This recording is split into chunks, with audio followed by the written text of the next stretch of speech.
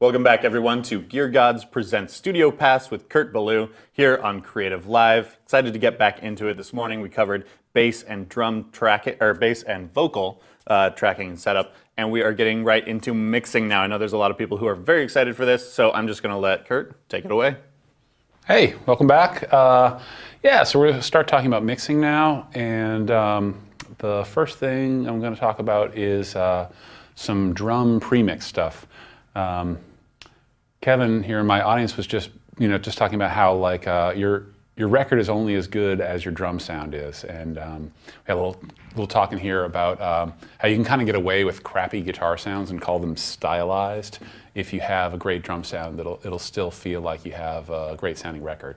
So make sure you spend a lot of time getting your drums right, and then if you have the drums right, that's your foundation. Everything else will fall into place much more easily. I also, before I get started, I do want to mention that in all things mixing, I'm going to present them in sort of a linear fashion, like mix your drums, then mix your guitars, then mix your bass, so forth and so on. But in reality, it's really a very iterative process where you do a little bit to each thing and sort of frame out the mix and listen to how the mix is feeling overall, and then do a little bit more to everything else, and eventually you'll get to the point where the mix is sounding pretty good, and then you're really just listening to the songs and whatever grabs your ear, whether it be a little cymbal sound tweak or a vocal automation or whatever it may be. You're able to do any of that stuff on the fly, and as you're mixing, don't compartmentalize your mix to just a drum mix and a guitar mix and a bass mix, and also keep in mind that all of those elements are interrelated. Sometimes when I'm working with a band, a drummer will say like, "Oh, I want to be around for the drum mix, but after that, you guys can do whatever you want to do with the guitars." And it's not like that. A drum mix, a guitar sound affects how you mix the drums, and a bass sound affects how you mix the guitars, and so forth and so on. They're all interrelated things. So don't lose sight of the big picture sonically, and also don't lose sight of the artistic goal of the song as you are creating your mix. So first thing I want to talk about drum pre-mixing is before I start, sometimes even let me just back up 1 second. For the purpose of today's course, I'm going to be mixing everything inside Pro Tools, or in the box, or ITB as we call it. The principles I'm going to talk about can be used in any DAW, whether you're using Logic or Cubase or Reaper or Pro Tools or whatever. Pro Tools is the one that I use, and I would encourage you, if you think that you're going to be working in another studio besides your own place, to learn Pro Tools, because for better or for worse, it is the studio standard these days. So if you're going to be an engineer who travels into different places, Pro Tools is something you're probably going to want to learn. In my home studio, I do use Pro Tools, but I also have analog mixing equipment, both outboard gears and mixing console, that I do the bulk of my work in. I do some sub-mixing inside Pro Tools, and I do use some plugins more. I do some of the clinical type stuff and the clerical stuff, the gating and some effects and stuff like that I do inside Pro Tools. But the bulk of my tonal shaping and level setting I do with my analog equipment. Doesn't have to be done that way, but that's when I started recording, Pro Tools wasn't really available, and I started on tape with all analog gear. So it's the way that I grew up recording. It's the way that I'm comfortable. But everybody has a different situation, so don't feel like you have to do it the way that I do it.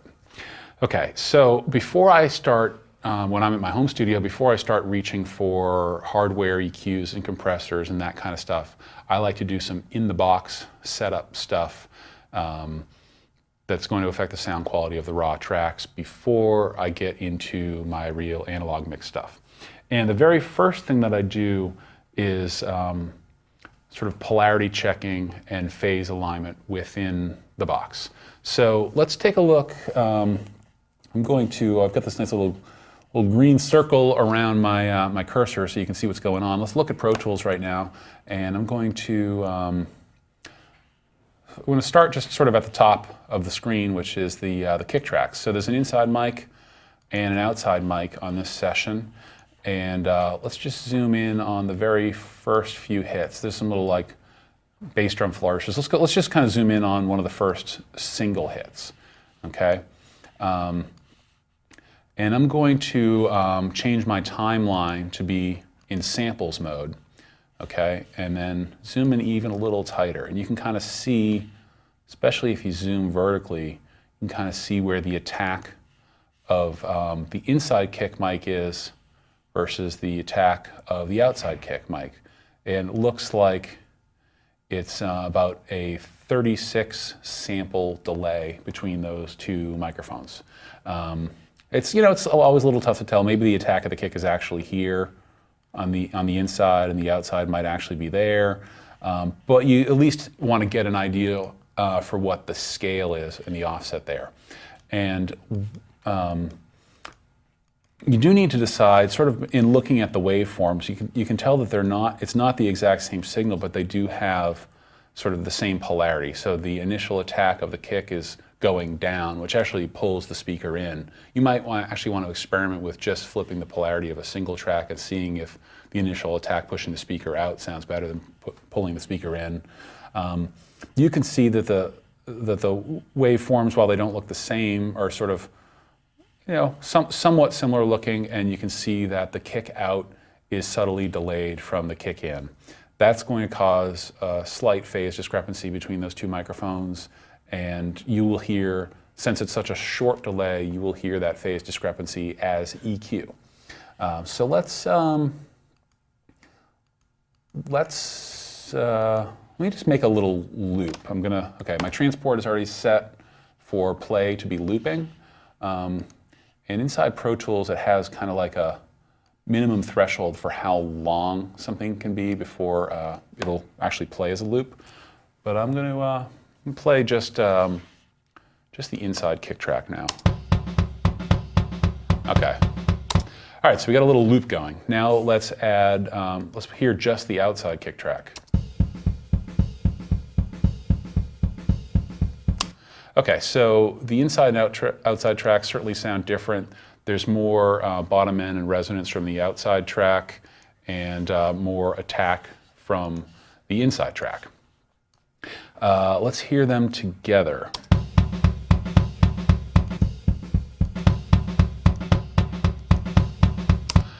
Well, it sounds like in the mix, the inside mic is kind of dominant. I'm going to turn that down a little bit and turn the outside one up just a hair to make them set a little bit more evenly. And this is going to help us with our phase alignment if the volume of the two tracks is more similar.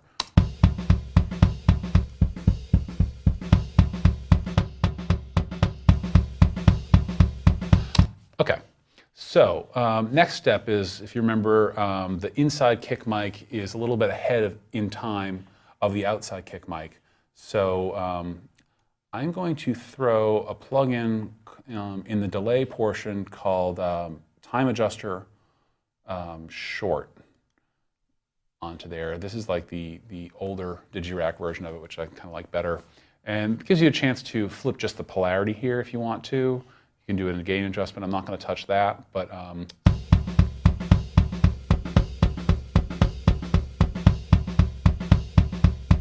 you can hear that adjusting the polarity of the inside signal changes the EQ curve of the total bass drum signal. You can also do a sample alignment. If you remember, I measured the distance between the inside mic and the outside mic is about 36 samples.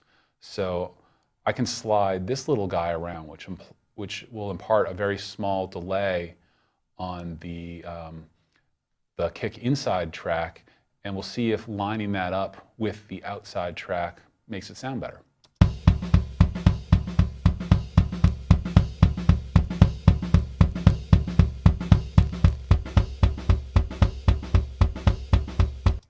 Okay, so I've slid that out quite far, and you can really hear a difference in the bottom end. The lower mids get kind of scooped away, and the bottom end is a little bigger sounding. But to my ear, it's not that punchy. My monitoring system in here isn't super great, so I can't hear the subtle nuances of it all that well. But I did this at home, and I I determined from my home listening that I thought 18 samples, well actually I thought 36 samples because I was working actually at 88.2 at home and now I'm at 44.1. So it should be 18 samples was the appropriate offset to get the right balance of punch and fullness and bottom end. So let's just see what 18 sounds like.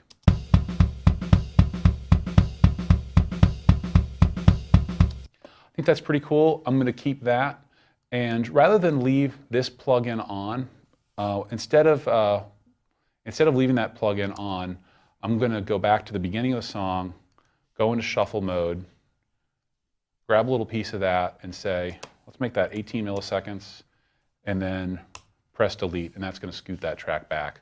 Just zoom in on the beginning of the track. You see that little offset right there? That's 18 milliseconds.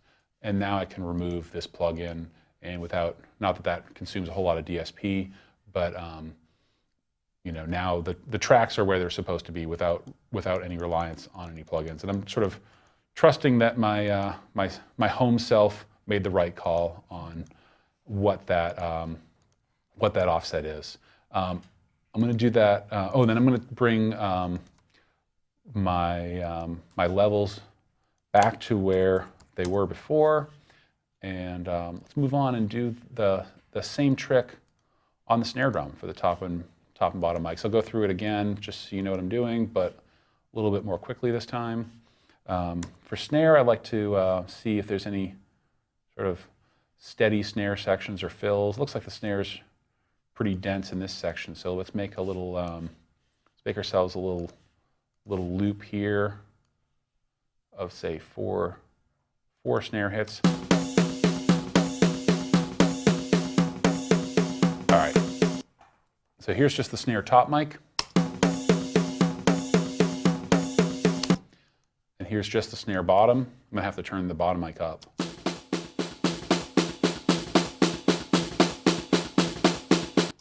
Here's the two together.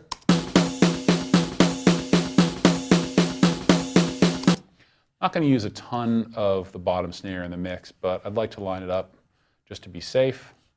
And there's quite a small offset here, something in the range of 16 milliseconds. According to my notes, what I ended up doing was, sorry, I said 16 milliseconds, I meant to say 16 samples.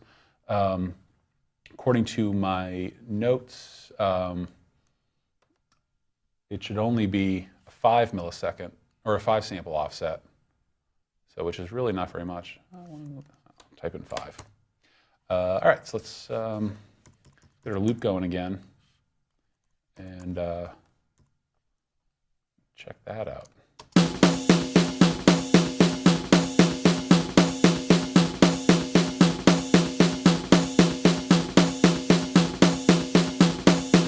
I can't really discern the difference in here. Maybe you can at home. Let's just invert the polarity of this though, and then we'll see how that sounds.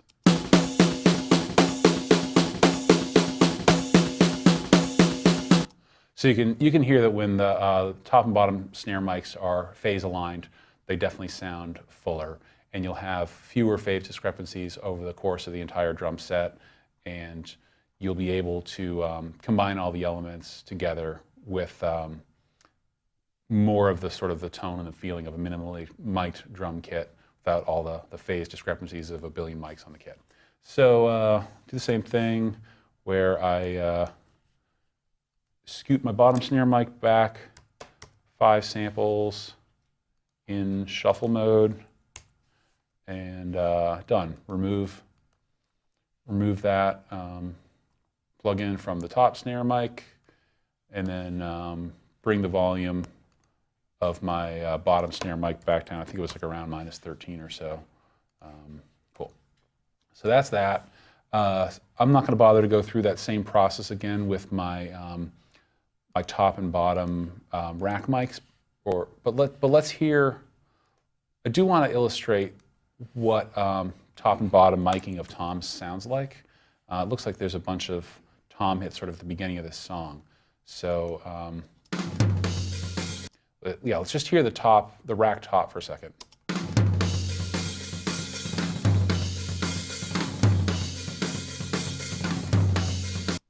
Okay, now let's hear the rack bottom.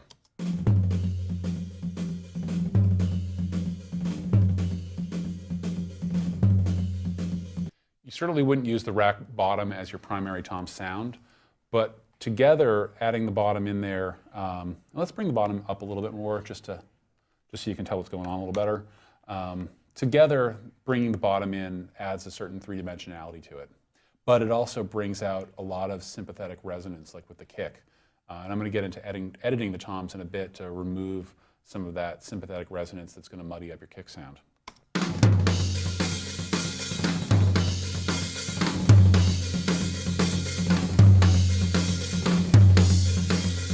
All right, probably a little too much bottom tom in there, but you know, it does sort of add some three-dimensionality to the sound.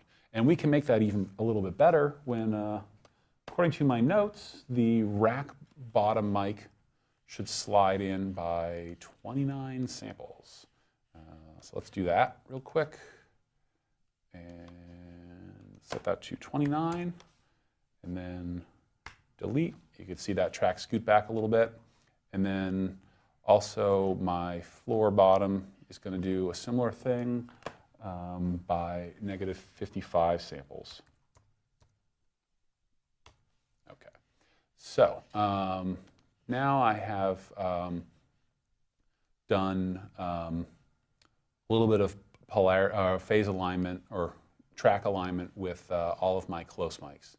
Now, some people will take that a step further and will begin to do some alignment of overheads and room mics with the close mics. I personally don't do that. I feel as though you get sort of a greater stereo spread, a greater sense of space when there's a subtle time lag between the close mics and the overheads and the room mics. Some people will also do the opposite and will actually push those mics out even further to give it a greater sense of space. And depending on the size room that you're recording in and how reflective it is, you may choose to scoot that stuff around. For this session, I'm not going to be scooting any of that stuff around, but I will check the polarity of all this stuff again to make sure that the polarity of the snare in relation to the overheads is still correct. Now, when I do that in my studio, I will do that on the analog mixing console because a lot of analog gear will flip the polarity of a signal for some unknown reason, or maybe you have something screwed up in the wiring of your studio where it passes signal properly, but it, you know, inadvertently inverts the polarity of the signal. So as you're patching in new pieces of gear, particularly in the analog domain, you want to double check the polarity of your signal. Anything that has a phase relationship, you want to double check as you bring in new pieces of gear. I'm going to skip that stuff for now, but just be careful with that as you're doing stuff on your own. Okay, so that is phase alignment. We've already soaked up the vibe. We've done some phase alignment. You may want to do a little more level setting and adjusting after having done your phase alignment. I'm feeling pretty good about it now. And final editing, you might want to take a look at the heads and the tails of songs. There might be some cymbal decay somewhere at the end of the song or in the middle of the song that needs to be trimmed. There might be stick clicks at the beginning of the song that you might want to trim. Take care of all that stuff early on. Double check your polarity.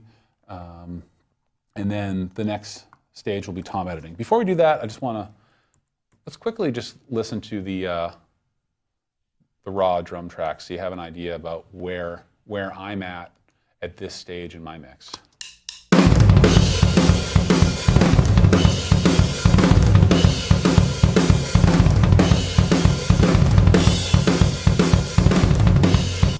All right, so again, I mix on an analog console, but you know, it'll sound similar to this, and with no gear, no hardware, no plugs on anything yet. That's basically where I'm starting.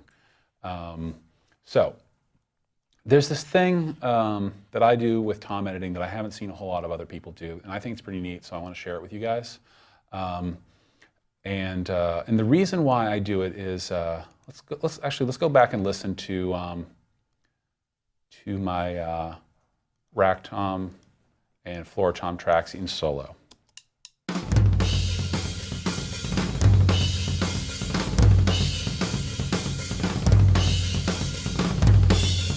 So there's a bunch of hi-hat in there especially, and some of all the other cymbals, as well as a bunch of sympathetic resonance from the snare and the bass drum.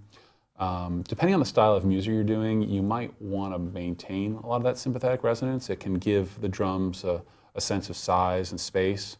But if you're doing something, especially something with really dense guitars, that is just sort of background noise that muddies the sound of the drum. So I prefer to get all my character from my room mics and have my close mics be a little more direct and punchy. So for this band, I'm going to pretty heavily edit the toms so that only the tom signal is coming through when the toms are struck, and when the toms are not being struck, they're silent. I don't do it on all projects, but on this project, that's what I'm going to do. The first thing I'm going to do, just as a safety, is actually, first thing I'm going to do, I'm going to make a group of the top and bottom rack tom. So let's call that tom. And then I'm going to make a group of the top and bottom mics of the floor tom. Let's call that floor. And then the next thing I'm going to do is duplicate the rack tracks and the floor tracks so that I have an alternate playlist that's unedited. So if I make any mistakes, I can refer back to that unedited playlist. Or if I decide after the fact that the editing that I've done is too heavy-handed, I can then refer to the unedited track, bring that back in, and then use both tracks in my mix, which will give me a sort of almost like a wet-dry blend of unedited toms versus edited toms. And that's one technique you can do to make edited toms sound more natural. One of the big drawbacks to editing toms, especially if a drummer has a brash cymbal positioned very close to a tom mic, is if they're a light tom hitter, they might do some fill that has a big crash cymbal in it. They get to the floor tom, and then when you turn on the floor tom track with your edit, the decay of an adjacent cymbal comes out of nowhere, and that can feel really unnatural. So in those cases, you might not want to edit toms, or you might want to have the unedited tom track blended in with your edited tom track. I was able to position the kit, and Tony was willing to work with me enough that I could position everything on here so we don't have a ton of bleed of cymbals into tom mics, so it shouldn't be too much of a problem on this thing. All right, so let me duplicate, and you'll see that the names of those tracks change. So now I'm working on a duplicate track. Just for simplicity, and I'm going to go back to the original track to do my edits, because I don't think I'm going to pull out the duplicates. Let's make them a little bigger so we can see what's going on. And yeah, there we go. I think I'm going to go back to medium here. And I'm going to, so I'm going to solo the tom tracks. I'm also going to solo my overheads just so I have something happening all the time as a guide. And now I'm going to just start playing these tracks. I've got my, see this little AZ guy over here? That means keyboard shortcuts is turned on. So you want to make sure your keyboard shortcuts are turned on, and this feature up here is called tab to transient. You want to make sure that feature is turned on. Okay, so I see he does this fill that has a floor tom hit and a rack tom hit. And it's followed by a cymbal crash here. So what I'm going to do on the tom track, tab over to the beginning of the tom track. So tab to transient allows Pro Tools to find the beginning of any transient.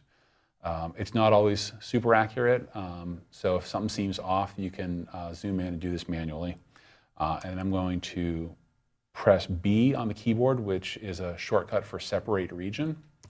Then tab over to the next transient, which is a snare and cymbal hit simultaneously. Hit B again. I'm going to do the same thing on the floor tom track, and then tab over to where I know that hit is. Okay, then I'm going to go over shortly before the end of those hits and press G, which is a shortcut for fade out. You can also draw a window around this and press F, which is a different way to do a fade out. So now I have a quick fade on these toms. I can go back to go back to my hand tool, grab that stuff before the tom hit, delete it, grab that stuff before the tom hit, delete that. Now I'm ready to move on to the next tom hit. So let's just take a listen. All right, so he does it again. It's the same pattern. So I already know what to do. In fact, I'll just go ahead and do the first few of these, as I know what's going to happen because I'm already pretty familiar with the song. And I think I missed one. It's always weird working on an unfamiliar computer because the tracking's set a little differently, so I'm kind of a little clumsy right now, and I apologize for that. So let's gone through and done a bunch of these. Did I miss one? No. Yeah. And then we can grab our hand tool and remove a whole bunch of this stuff that we don't need. Whoops, looks like I didn't fade those ones. So now I'm just going to, I'll just do both at the same time with an F. All right, so zoom out a little bit and let's hear how that sounds.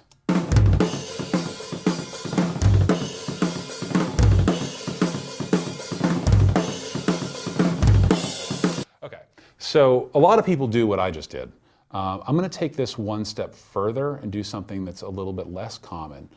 Because when I listen back to that, I hear, yeah, the toms are edited and that's great. I just have the attack, but I'm also, since these are real big toms that were kind of resonant, I'm missing that decay of the toms. If I were to make my fade outs longer, I would preserve the decay of the tom, but I would also be hearing that sort of brash attack of the cymbal that comes after the toms. So what I'm going to do is I'm just going to turn off my tom groups for a second here, and then I'm going to duplicate my top rack track. Okay, so I'll go to track, duplicate, and what this does is makes an exact copy of that rack track and will allow me to the opportunity to process that track independently from the original. So now I have rack top dupe, and I'll do the same thing with the floor tom. So floor top dupe, and I'm going to go ahead and relabel these. So now rack top is going to be called rack high, and the rack top duplicate is going to be called rack low. The rack bottom I'm going to leave, and then floor top is going to be floor high. Floor top dupe is going to be called floor low. Okay. Now, for those of you who have some live sound experience, you'll be familiar with the concept of a crossover. It's not something often used in pro audio, at least in recording, but it's something that we can use. We use that in pro audio when we're dealing with multiband compression, but we don't typically have a whole lot of control over our crossovers. I'm going to make my own crossover out of two instances of the Digi one-band EQ so that I have independent control of the high track. So I'm just going to delete my solos there and then listen to just the rack high now. Okay, so that's the broadband rack signal that's been edited. I'm going to use EQ3 one-band, and I'm going to set a high-pass filter, and I'm going to set that to 6 dB per octave, and then I'm going to choose a frequency. The various frequencies will work. Let's try 390. Okay, that should let that'll thin out the tone quite a bit. Okay, let's go a little lower. Let's try 330 hertz. So right in the low mid area. Okay, a little bit fuller. Now, I'm going to, by pressing Alt and selecting the plugin, I'm going to drag it down to the rack low track. And I'm not going to change any settings with the slope or the frequency, but I'm going to change the filter type to a low pass. So let's hear what the rack low track sounds like. Okay, so That's the low component of the sound, and you can imagine that if that was running all the time, you wouldn't hear a ton of cymbal on that track. Okay, now I'm going to change around the way in which I'm managing the rack and floor tom groups. So I'll go to my tom group, which contains rack, high, low, and bot, which is short for bottom, and I'm just going to remove the high stuff from the equation right now. That'll allow me to edit the rack low and rack bottom as a group together without editing the rack high. I'm going to do the same thing for my floor tom track, remove high from the equation, and now I'm only dealing with floor low and floor bot. And so that I don't accidentally grab it, I'm going to shrink the size of rack high and shrink the size of floor high, but still have all my same stuff soloed. The low components are soloed, and the overheads are soloed just for presence, and I'll still be able to hear the rack high. So now what I'm going to go ahead and do is grab my bracket tool and extend the length of the fade for just the low tracks. And how far you want to do this is really up to you. I'm just kind of doing an arbitrary amount right now. I should probably do a little shorter. And this will let you restore some of the resonance of the tom track, but still get the cymbals out of the way. Now you are going to be bringing in, oops, looks like I never faded that one. You are going to be bringing in some of that sympathetic resonance with the kick, so you have to be careful. And you may choose to only edit the rack low and not edit rack bot, for example, or floor bot. You might want to leave floor bot faded back with the floor high track if the sympathetic resonance of the toms and the kick are too much for you. So now let's hear how that sounds. Oops, I missed one. You know what? I'm going to leave that missed one in there just because it might make an interesting illustration of the difference between these two things. I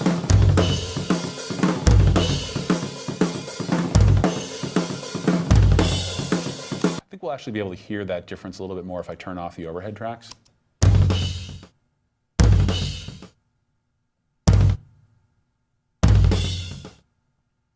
Oh wait, I forgot to do my EQ on the floor tom. That's why that sounded bad. So I'll drag just the same EQ settings onto floor high and floor low, and let's just double check that. Yeah, high passing the high mic and low passing the low mic, and let's hear that again.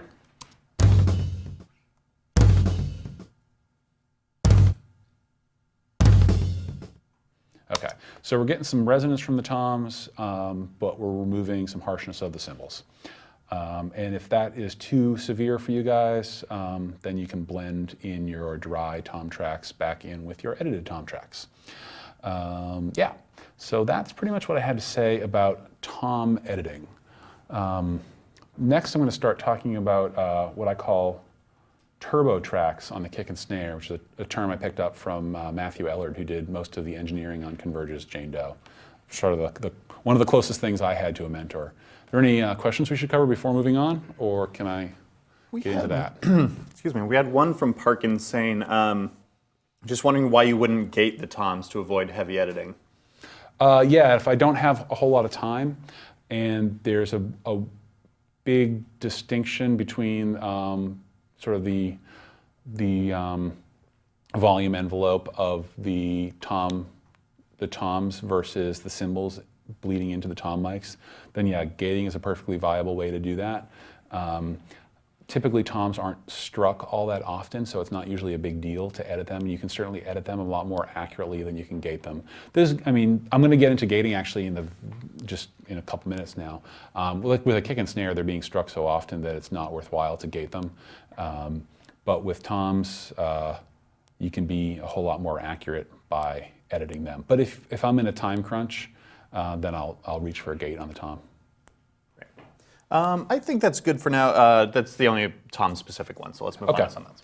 Cool. All right, so I'm just going to shrink these guys down, and okay, let's move on and talk about turbo tracks. Yeah, turbo tracks. So essentially what a turbo track is, and you may have tried something like this before, you might be familiar with the terminology of parallel compression. That's the idea that you can take a track and then duplicate it, whether it be inside Pro Tools by duplicating the track, or whether it's at a mult on your analog console and using another fader, and then process those duplicates independently of one another. So the idea being that the original track would be largely unaffected and natural, which sort of preserves the natural dynamic of the performance, combined with a sort of a heavily gated or squashed or EQ'd signal that you can blend in with the dry signal to reinforce that and to give it more body or more bite or whatever you're trying to get without totally messing up the original signal. So I'm going to start with the kick, since that's at the top of the pile here. Let's just refresh your memory on what the kick sounds like. Can we go back to we're back in Pro Tools? All right.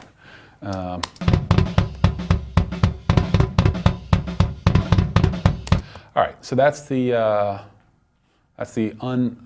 unprocessed kick track.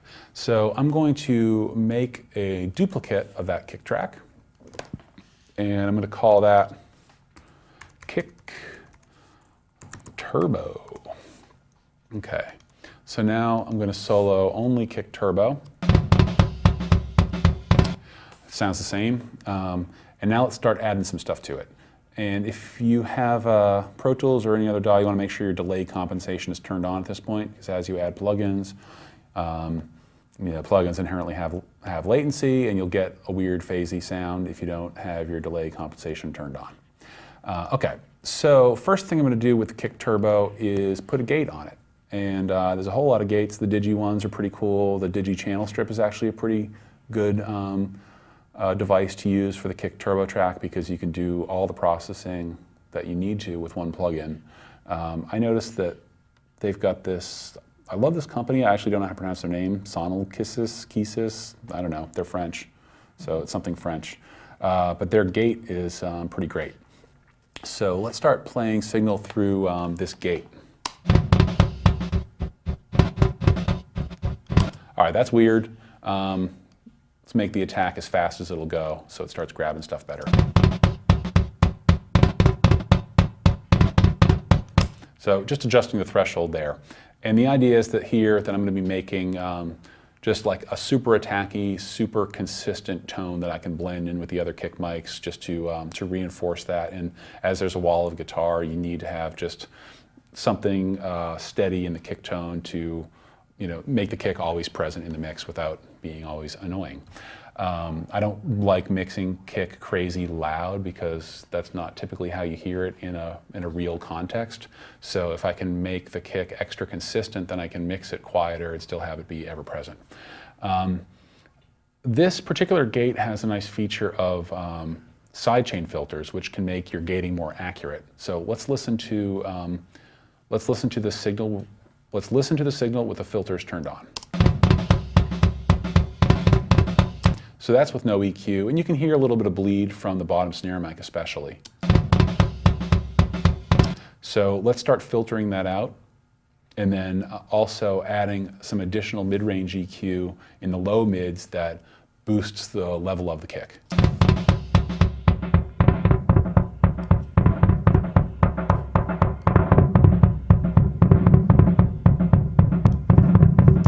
So that was just real quick. I'll spend a bunch of time on that later.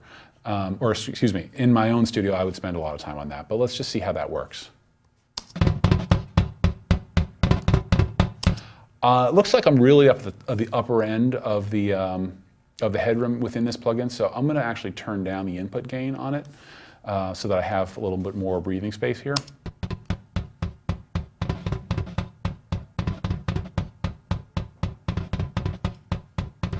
Okay, and I have the release and the hold set as fast as they'll go, because I'm not trying to get any resonance out of this particular track inside Pro Tools. But if you want to have a more resonant signal, you'll start to bring this stuff up. The other thing is, if you're trying to do more natural gating, you might want to play with the range control.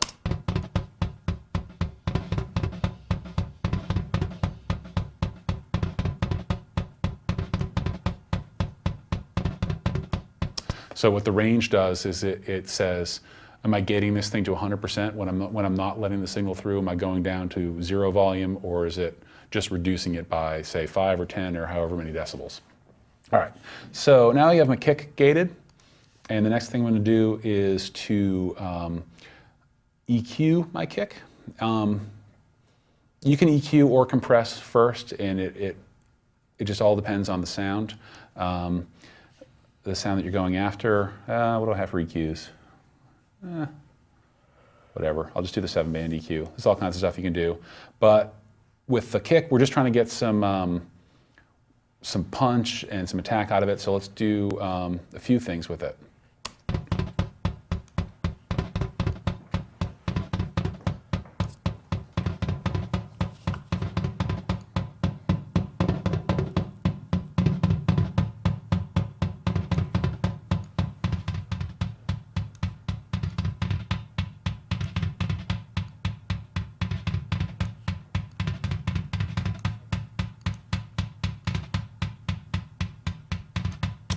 All right, that was super quick, but I'm doing a little bit of a low-mid suck to give it the feeling of more weight and more depth, but I'm also cutting out a bunch of the rumble and then doing a little boost over here that gives it the bottom more punch, as well as a couple little boosts up in the clicky and punchy ranges up here. I certainly would spend a whole lot more time on this at home, and I would make it a very iterative process. So now we've got a little bit more modern sounding kick track, and we want to compress it. What do we got for compressors? Got a bunch of stuff. Bomb Factory 76 is probably not the best 1176 plug available, but it's not bad. Actually, CT5 is pretty cool. Let's try that.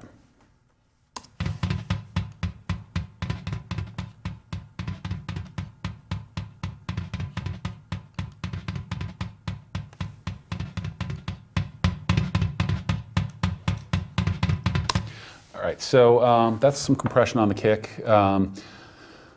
Attack and release times, we could actually do probably a whole class on that, but just real quick, faster attack times will certainly respond to the kick more, and if a kick is very dynamic, you might want to go with faster attack time just to sort of grab all of the peaks, especially not let the real wild peaks through. But if with slower attack times, if you have like a particularly resonant kick, you can let the attack of the kick through and then compress the resonance of the kick, so it'll be a more attacky type of tone. If you want a more resonant tone, you also might try a faster attack and a faster release. I'm going medium on both of these. The release is generally set on both on the tempo of the song. Faster songs will get faster releases because you want the compressor to return to steady state before the next kick attack. So on a slow song, you don't need to, you can have a slower release because the next kick is happening later. And then also if you want a more resonant tone of the kick, you'll have a faster release so that the sort of resonant part of the volume envelope of the kick will come through better. So I've got a little quick compression setup thing here. So let's, I'm gonna go, now that I have these three things on it, let's, actually I'm gonna go change my solo mode. I do this a lot, changing between latch and XOR. Now I can solo between the two kick signals.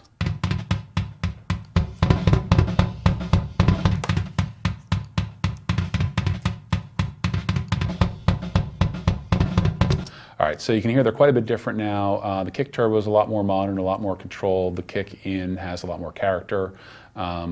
So I'm gonna turn down the kick in just a little bit more, just so they're a little more balanced, and gonna swap my solo mode again to latch, and let's hear what they sound like together.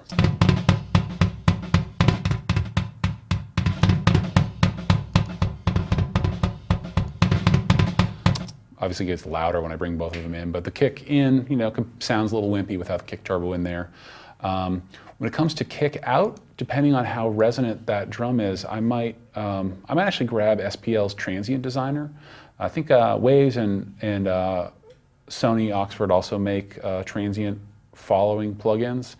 But the idea behind a transient follower, and let's actually zoom in on this kick out volume envelope and talk about what that is a little bit. Let's look at a single kick hit. Okay, so you've got sort of the attack portion of the kick first, and then down here you have the decay portion. What an envelope follower does is it sort of follows the progression of the amplitude of this wave, and it allows you to manipulate that. So let's go over here and just make a little loop of a few kick hits. Let's see if this is long enough. Wow, it's in 6/8 now. Cool. So Transient Designer, yeah, here we go. This is a neat plugin. So this outside kick mic isn't super ringy, but if you happen to have a totally unmuffled bass drum that you're trying to reel in, or if you have a super muffled bass drum that you're trying to make more resonant, you can kind of adjust that stuff after the fact using this plugin. And this is actually a model of some SPL hardware that does the same thing.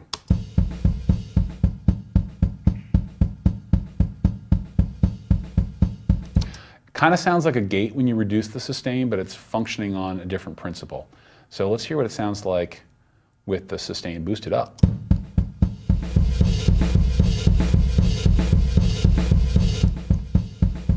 So that's normal. And that's kind of like a reasonable way to get some more sustain out of the outside kick. And then the same holds true with their attack feature.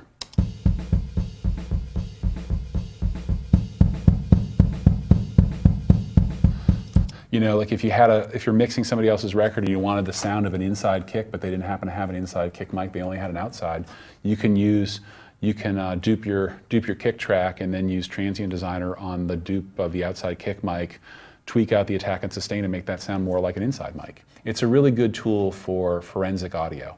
I also, for bands that have blast beats, I really love this tool because a lot of times snare drums aren't struck very hard in super fast patterns.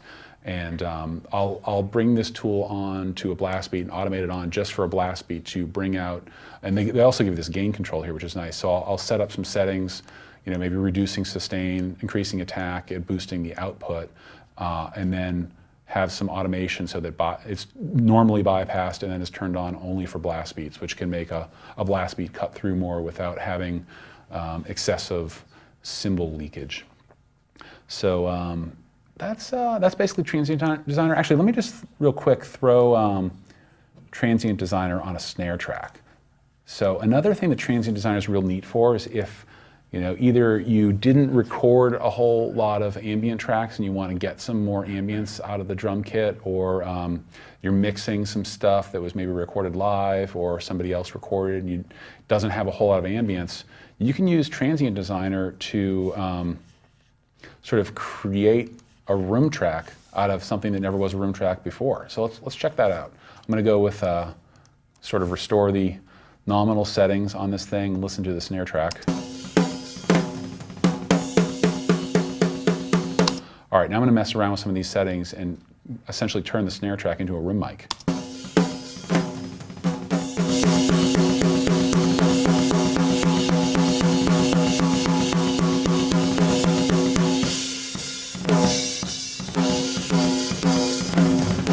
So not exactly a room mic, but there's a whole lot more resonance and decay and room tone in that. And you can do that to your overhead tracks or your room tracks or whatever to, like if you have undiffused room mics, you can put that on the room mics to add some diffusion to them. So handy tool for forensic audio. And just one more thing, I'm running a little short on time. I wanted to go through the turbo snare track stuff. It's essentially the same principles, just applied to the snare, but I don't have enough time to go through that right now. But I do want to mention that if you choose to do these turbo track things, don't leave them on all the time, especially if it's a dynamic song. If you reach a slow passage of the song, turn them off. Especially like the gated kick and especially the snare. Sometimes with snare rolls, There's some sort of grace notes or nuance hits that aren't coming through with the gated track, and you might either want to automate some settings on your gate or just remove that track entirely from the mix if it's a more gentle passage. Because misfiring gates are not something that you want to hear in your final mix. So you almost want to try to, we're doing all this like really technical minutia, but the goal for me is to, create something that feels organic and, feels like you're really there. And unfortunately, I think the eyes are maybe a stronger sense than the ears are. So when you're watching a band live, there's all this like visual stuff going on, this visual excitement of people playing together that will lead your ear to hear a certain thing. And when you're making an album, you don't have the advantage of that visual excitement. So there are some sort of inorganic techniques that we're doing to conjure the feeling of that live excitement that's not present on an album. Okay, so what do we have next? So we did some of this dynamic EQ stuff. Oh wait, we did the transient designer stuff, but we didn't do the dynamic EQ stuff. There's one more little forensic audio tool that I really love that I've been using lately that I want to talk about. And I'm just going to do this on the snare top track. And that tool is called, there's several, there's certainly various brands that'll do it, but I use the Sonal Keysys or whatever, DQ1. Which is, at first glance, kind of intimidating. A whole lot of knobs and buttons and switches. But what this is a dynamic EQ. It's different than like a multi-band EQ or a compressor. But what it does is it allows you to dial in a frequency band and then set sort of a high and low threshold. And then based on your volume envelope, it will adjust the gain of those frequency bands. So imagine you're working with like a regular type of parametric EQ. You sort of set it at a certain frequency, and then you've got your hand on the volume control, and every time the snares hit, you either turn up the volume or turn down the volume or do something like that. Or there's also the ability to, every time the snare drums hit, you turn up the volume, but when it's not being hit, you're turning down the volume. So it's a neat tool to kind of go in and add further control of the tonal shape of an instrument based on the volume envelopes. So let's check out just our soloed snare track.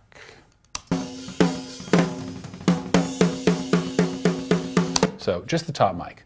Okay, so there's a little bit of leakage from hi-hats and cymbals into the snare, and let's see if we can remove some of that.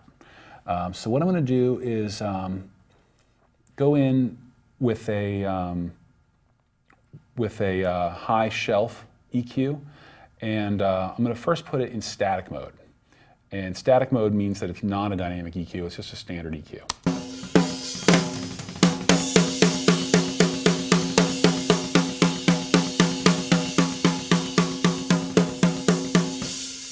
So what I'm doing here is I'm sort of did some work ahead of the game here, but I set my attack and release kind of fast. And then over here, my standard EQ controls where I find the frequency and the bandwidth. So what I've done is I've found some of the harsh sizzly stuff that I don't want in my mix. And then now I'm going to switch into dynamic mode so we can remove some of that sizzly stuff when the snare drum's not being struck, and then boost maybe even a little bit of that sizzly stuff when the snare drum is struck to kind of add some air and snariness to this top snare mic.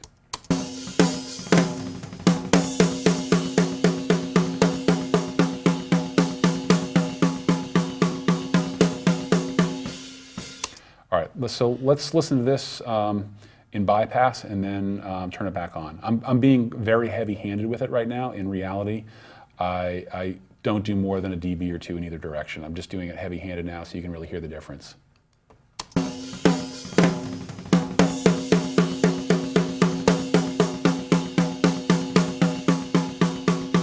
So we've brightened our snare without bringing in any additional cymbal leakage. We can also, since I'm a little short on time, I'm not going to go through it right now, but I might even use all four bands of this stuff. In the upper mid-range, I might, and actually I can do that pretty quickly. Let's bypass that high one and just listen to the upper mid-range for a second. First in static mode with a fast attack and a fairly fast release. And let's find some of the harshest cymbal stuff in the snare track and then notch that out.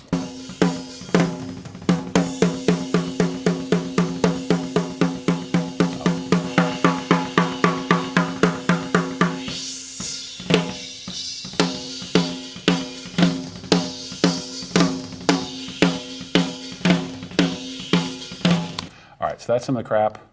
Let's do a similar sort of thing back in dynamic mode, and I have to dial in my thresholds a little bit.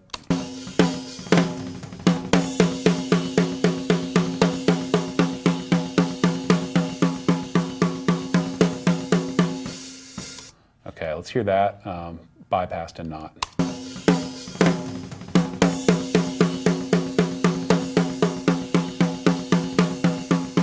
So I think I had I can't remember what I used on the snare on this record, but there's that typical like off-axis dynamic mic sort of kind of cymbal sound that I don't find particularly ear-pleasing, and this is a way to remove some of that. So, and I also might do some sculpting with the low mids and the lows to sort of add punch without too much additional resonance. But let's try just hearing both the high and high mid together and see how that affects the tone. And I'm going to actually sort of ease up on my settings on all of this stuff, since I do feel like it's quite heavy-handed.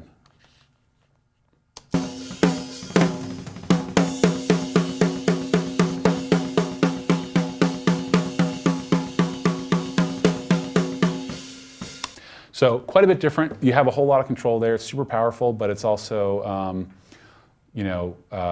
really easy to mess up the signal. So be careful if using that tool. Okay. Master faders. Man, I'm really, I have too much content for this segment. I'm going to skip, I'm just going to talk about this very briefly, but I'm not going to do any examples. So I like to use a lot of master faders in my studio, so I'll take, as you can see in this Pro Tools session, I have now 3 kick tracks, but I only really have, my main console is only 16 channels. So I will send all 3 of those kick tracks onto one fader of the console. I want to make sure that, so all 3 kick tracks will be assigned to the same hardware output. But I want to make sure that I have plenty of headroom everywhere, so I will make a master fader in Pro Tools which is assigned to the same output as those 3 kick tracks. So I have both a way to know if I'm clipping the internal summing bus in Pro Tools on that output, and I also have master level control of all the kick tracks.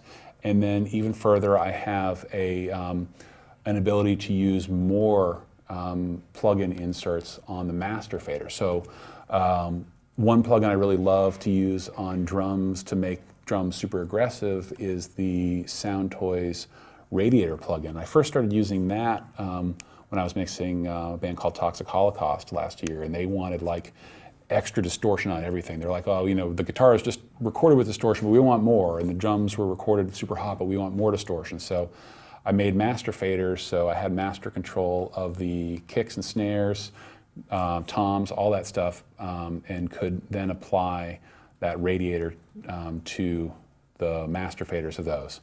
But you can do that if you're working in the box. You can do that with aux masters. You can assign your 3 kick tracks to an aux, and then you can have an aux input that those 3 kick tracks feed into, and it gives you master control over the kick drum using the one aux fader and the aux inserts and even additional sends from that aux channel. Okay. We can feel free to go over a little bit if you want to give demos. It's a little bit, we're totally fine with going over time if we need to give demos, if we want to give demos. Okay, cool. The master fader stuff is not super crucial and not super technical, so I don't want to, I'd rather spend more time on the ambient stuff. Close mic treatment, we can kind of zip through that as well. I've kind of basically already covered that stuff. I'll do some more EQ and compression talks about close mic treatment when I'm doing the full mix. Right now I'm really just doing mix prep, so I'm not doing a whole lot of that stuff yet. But I do like to do, aside from the parallel compression that I set up in the box with the kick turbo and the snare turbo, once I get out to my console, the compressors that I like to typically use on my kick and snare tracks actually have wet-dry controls. So within one channel, I'm able to do a parallel compression kind of vibe on the kick, snare, and toms. So it allows the natural character of the performance to come through, but sort of reels it in a little bit. And like I stated earlier, I like to be sort of light-handed at several stages rather than heavy-handed at one stage. So I'll have several different stages of light parallel compression, which, at the end will give you a nice level control and tonal adjustment of the drums without too many compression artifacts. Sometimes you like the sound of compression artifacts, sometimes you don't. I don't usually. I want to feel the performance more than I want to feel the engineering process in most cases. So I tend to choose more gentle techniques. Okay, so ambient mic treatments. Well, the first thing you need to decide, and this is very much dependent on the sound of the song and the aesthetic of the band, is do you want to capture most of your drum tone from the overheads and or the room mics, or do you want to capture most of the drum tone from the close mics? I think it's very dependent on whether or not you're dealing with a wall of guitars or whether you're dealing with a little bit more open guitar tones, and also just the feeling that you're trying to capture, and very much the way that a drummer plays and what their internal balance is. If a drummer just sounds perfectly balanced and great in a room, they're hitting the drums all at the right volume in relation to the cymbals, then you might not need to use the close mic techniques as heavily as just bringing up the overheads and or the room mics and capturing the bulk of the drum sound from that. I do tend to treat the room mics and the overheads differently based on whether I am kind of making the close mics the foundation of my drum sound and then backfilling that with overheads, or if I'm going to make the overheads the bulk of the drum sound and then backfill with close mics. I already talked about pre-delay, so I'm going to kind of skip that for now. But if the bulk of my drum sound is going to be overheads, then I'm not going to thin out the bottom end of the overheads nearly as much as I do if the bulk of my sound is close mics. I also probably will limit the overheads a little bit more heavily if the bulk of my drum sound is coming from the close mics. Sometimes it's actually a problem that if you want a close mic sound on a drum set, that the snare drum is too loud in the overheads. That's actually an argument. You saw me yesterday sort of measuring out the distance between the two overhead mics, making sure it's equidistant from the snare. Sometimes that's actually a hindrance when mixing a super wide cymbal setup or super wide sounding cymbal panning scheme where you want to rely heavily on the overheads. Sometimes if you actually have two different distances from the snare, it'll naturally put the snare a little bit out of phase in the overheads, which can open up a hole in the center channel for the close mic to live. If you do have super phase coherent overheads and you want to make a hole in the center channel for the overheads, you can use some fun EMS techniques, or you can limit the overheads. If you have access to an MS type compressor, a lot of the like the Fairchild 660 type compressors, which there's a few plug-in versions of that, have a lat vert control on it, which is an MS compressor which essentially gives you independent control of the center channel versus the side channels. You can kind of compress the center channel, get the snare out of the way of the close mics. So I will handle overheads and room mics drastically different based on where the primary drum sound is coming from. And I don't have time to get too detailed about that now, but just do a ton of experimentation and see what works in the context of your rooms and the songs and with the preference of the band. For EQ, I mentioned this kind of with every instrument, but low-mid content of overheads and room mics very much affects whether it's in front of the speakers or behind the speakers. So use that low-mid control to balance that presence, how in the face and how in the crowd you want it to feel. Usually less low mids feel a little bit more modern, and in some cases a little bit more flattering and sort of set things on a sound stage. More low mids tend to feel a little bit more raw. Gating is not something typically done with ambient microphones, but I do actually want to talk about that because this is something interesting. I really enjoy gating my room mics. And the way that I like to do that is I typically do it after I've edited the toms and once I've set up a snare turbo. I don't have a snare turbo set up yet, So I'm just going to do that from the primary snare mic, but I will do a bus send. Let's do bus 11 sounds good to me. And let's set that to be pre-fader, 0 decibels. And then now let's also copy that onto our rack high by pressing Alt and grabbing the bus send and onto the floor high. In theory, I've already edited the floors and snares for the whole song. This isn't going to be super accurate because I'm not dealing with gated edited ones and it's the raw tracks. And then I'm going to go down to my big room mic and let's solo the big room mic and put a go to the dynamic stuff, and then we will put let's use the digigate. Okay, so bypass it for a second. Refresh your memory on what this microphone sounds like.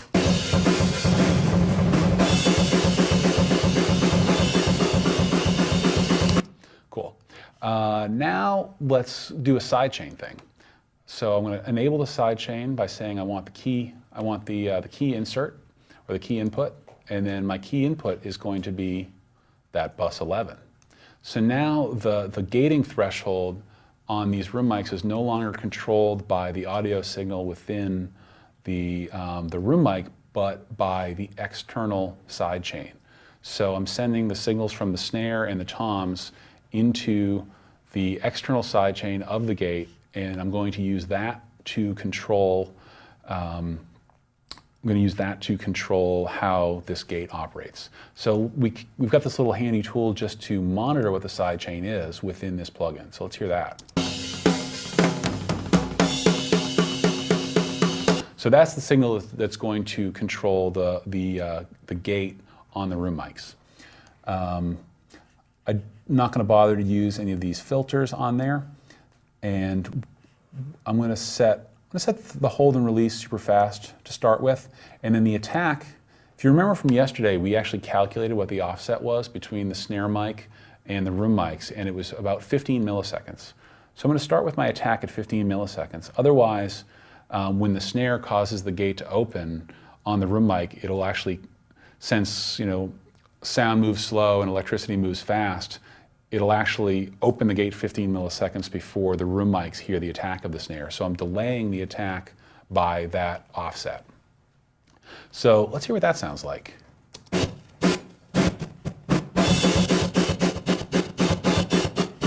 Let's start from the beginning of the song because it's a little slower.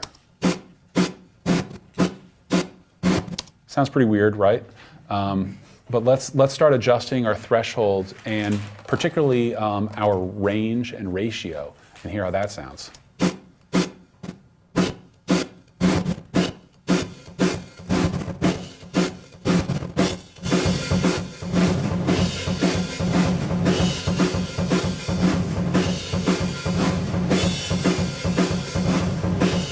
Okay, so that's pretty gentle. What this does is this helps remove cymbals and room mics, cymbals from the room mics. So we're getting more drum tone from the room mics and a little bit less cymbal tone.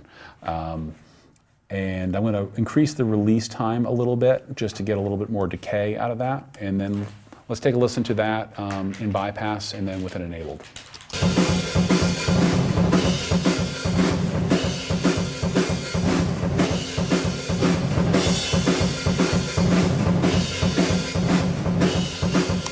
It's a bit more heavy-handed than I usually do, but you can hear how it does clean up the sound of the room mics a little bit more and makes it a little bit more snare and toms focused. And then after that, I might want to let's just throw on a quick compressor just so we can hear how that will affect the tone of the rooms. 1176 is a classic choice, and they let you do you can do the all button thing, which is I'm shift clicking this thing to do the all button thing, and let's set the attack and the release pretty fast and see how adding some compression to room mics affects her tone.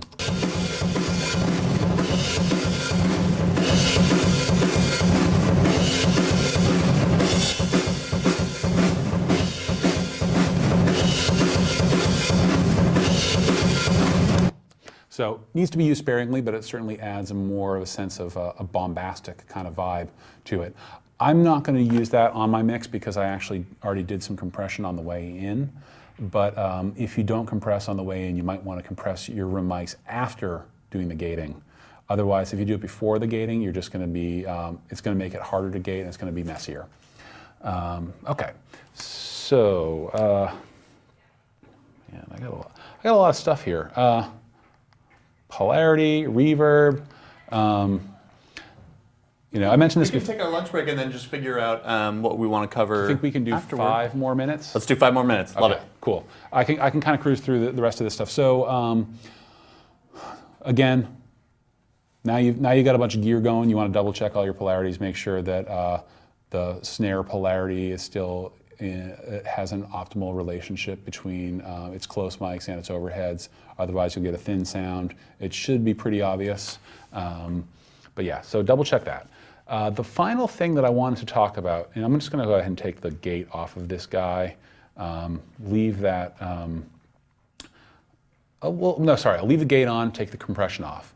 The final thing that I wanted to talk about was this convolution reverb concept that we talked about yesterday, where I actually made reverb impulses of this actual room that the drums were recorded in. And in addition to gating the big room mic, I still want to have further control of the balance of cymbals versus close mics on it. So I am going to go back up here and do an aux send from my snare top mic. I'll just do the snare for now, but eventually I might send all the close mics to it. But let's set this bus to be a new track, and let's call it room verb. And yeah, that looks good. So create it, and I'm gonna. This looks different.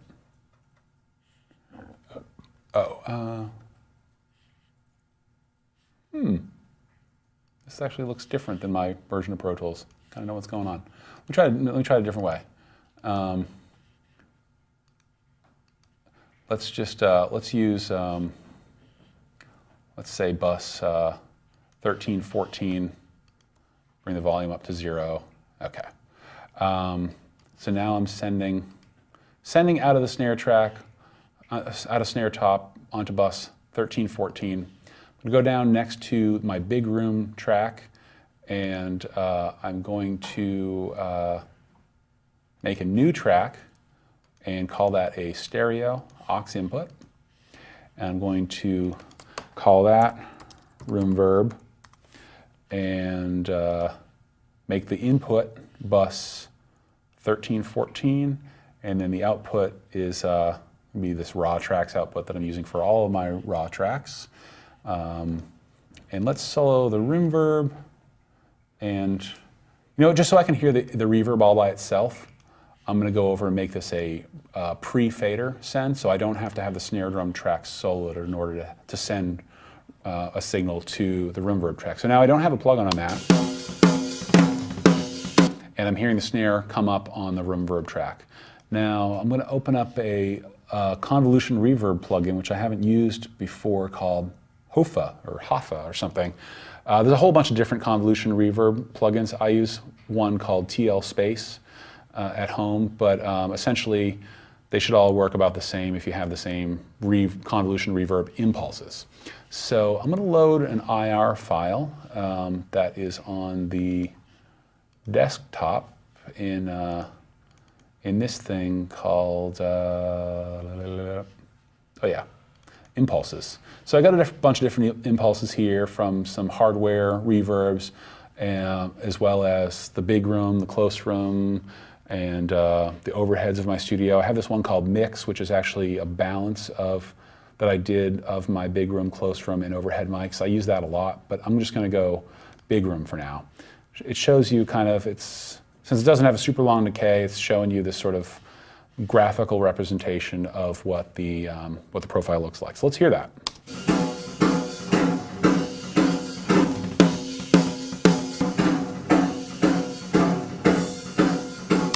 So that's basically what snare drum sounds like in my bathroom. Now let's combine that along with our big room track and see how it sounds together, and we'll try to find a nice balance of the two to get some extra snare drum in the room tracks without bringing up the cymbals.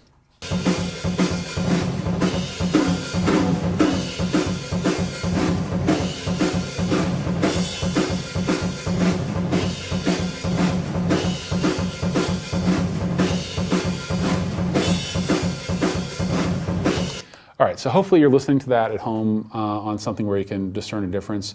You don't have to use a convolution reverb for that. If your room doesn't sound particularly good, you don't feel like making your own reverb impulses, you can use all sorts of different things. Actually, you know what? Let's do one other quick thing. One thing that I used to use before making my own reverb impulses was for this purpose, the Yamaha, oh, I misspelled that. It should be SPX 90. Which is a real old, crappy, I think 12-bit reverb that was a standard in the 80s. Doesn't sound particularly good on its own, but adds this kind of gritty room tone to things that I really like. And I have a gated setting on this, which is a super short reverb, so it's adding some ambience without adding too much decay. So let's hear how that sounds.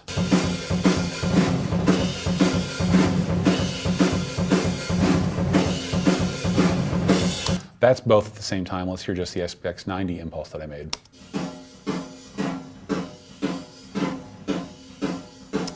No, not that cool on its own, but in combination, sounds pretty good.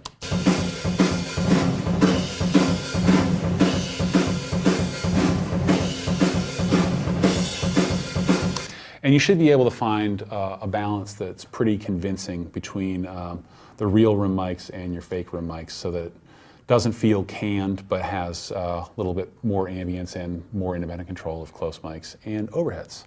And I think that with that, we have reached the end of what I like to do for drum pre-mixing before I start really tweaking the tones of the drums. Fantastic, love it. I know that you guys have a ton of questions out there, and we have got them written down. We will get a chance to ask some after we come back from lunch, but we do need to take our 45-minute lunch break. It's about that time.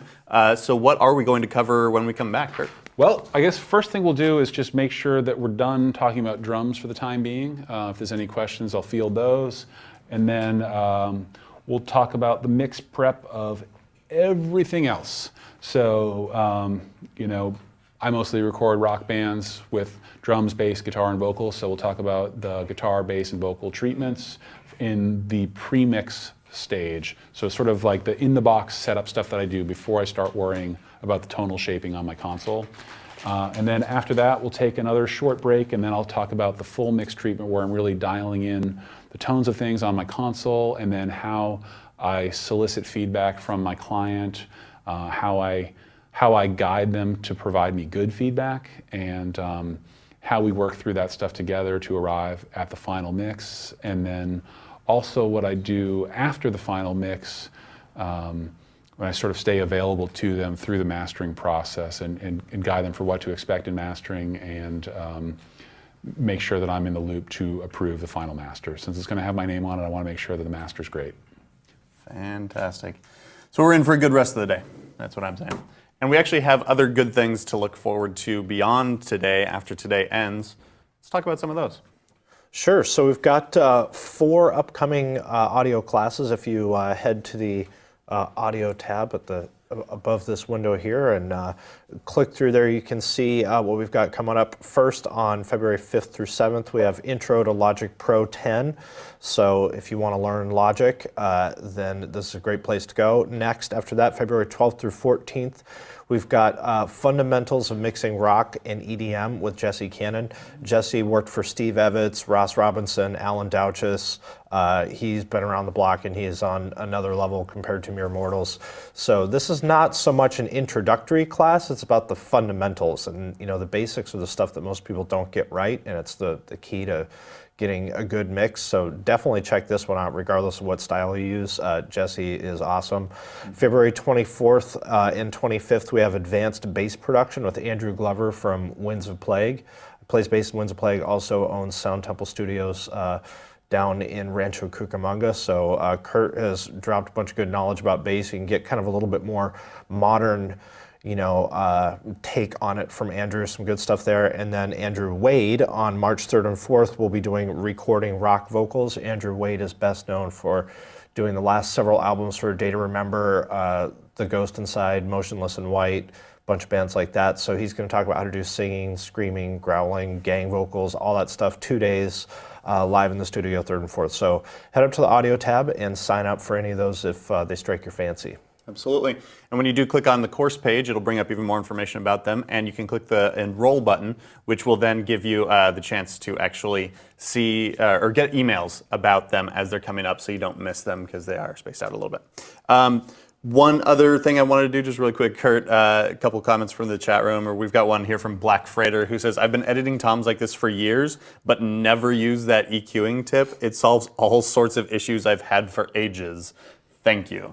And a lot of other people were echoing that same thought. Yeah, it's something that I don't think anybody showed me how to do that, but my buddy Mike Poorman, who's not particularly active in recording anymore, he would take his tom track and then use an audio suite EQ on the tail, I think is what he used to do, and then would sort of crossfade into the muffled decay using Pro Tools crossfade and then a fade, but it seemed a little convoluted to me, and I was like, well, I can just do it with duplicating tracks, and then also I should just mention about that if you have like a limited ability to play back tracks, once you've done all this stuff, you can then bounce that stuff down if you're a little bit worried about managing the blend of 3 or 4 tom tracks inside the box. I do that frequently. And this is the guy that we've got here is the guy who can't stop teaching even once he's done teaching. This is what we have here. Hungry. No, it's fantastic. I love it. This is what's awesome. This is what's so great about this class is that we do bring in people who are working professionals who do this stuff every day and know how this works. We don't just have people who are speaking esoterically or theoretically. This is all about what actually works for them on a day-to-day basis. So think about it in the future. If you are sitting down to work on toms for your particular band or a client of yours, and you want to be able to use this, and you need to be able to refer back to it and can't, think about that. You do have the ability to watch these courses at any time you want by buying anytime access to them. You can do it for this 2-day course for $99. And if you buy it before the end of the workshop, if you do purchase that anytime access, you can get it for the discounted price of $79. So go ahead and think about that, make that decision. There's a buy button directly below this video.